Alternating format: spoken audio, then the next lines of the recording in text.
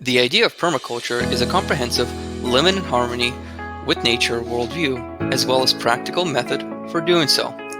To put it another way, it's the sustainable provision of our food, our housing, and other material and non-material requirements through the harmonious integration of landscape and its people. Let's get into the 12 general principles of permaculture. But before we begin, understand that there are as many flavors of permaculture as there are variations of colors. The first principle of permaculture is interacting and observing, which leads to a good functional design and layout. A seasoned permaculturist once said that for every hour of work, you should spend about 10 hours of planning.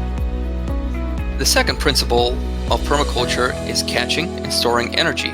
This would be when there is an abundance of energy such as sunlight, rainwater, or produce, and then using the opportunity to store it, such as making sun-dried tomatoes or ketchup. The third principle of permaculture is obtaining a yield, which in definition means to produce or provide. A functioning permaculture system has all of its elements produce or aim and aid to provide a sustainable yield. The fourth principle of permaculture is apply self-regulation and accept feedback. It is absolutely crucial to seek knowledge and exchange information to better our permaculture environment. Most importantly, to accept constructive criticism even on practices we are most prideful about. The fifth principle of permaculture is using renewable sources. Now, the most common examples we hear about are wind and solar, but renewable sources can also be such as collecting rainwater or passive food dehydrating boxes. This principle can be as simple or as complicated as the situation requires. The sixth principle of permaculture is producing no waste. This is possibly the most difficult principle to achieve in modern society. Even if you can't do 100%, we can always improve, such as composting our scraps or feeding them to the chickens. The seventh principle of permaculture is through design from pattern to detailing.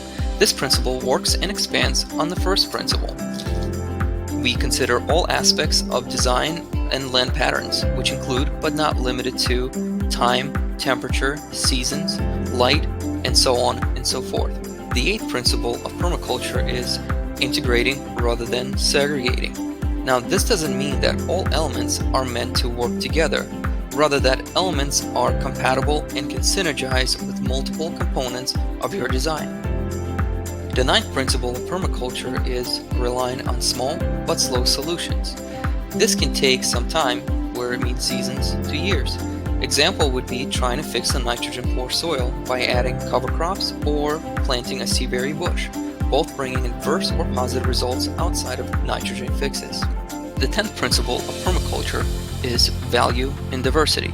Contrary to the conventional farming, where a few crops are grown often in rotation, permaculture-style farming relies on almost the opposite spectrum. A positive note on this: if a disease or insect decimates a crop, the loss would make up a small portion of your portfolio.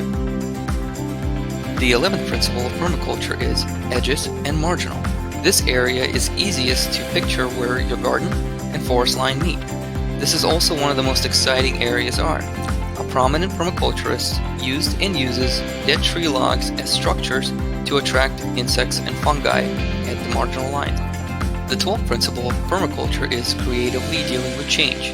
In permaculture, it is essential to be flexible and decisive in adverse situations, having the ability to think outside the box and resolve a problem in a timely manner. These 12 basic principles of permaculture should give you a rough understanding of an idea where we live harmoniously with nature.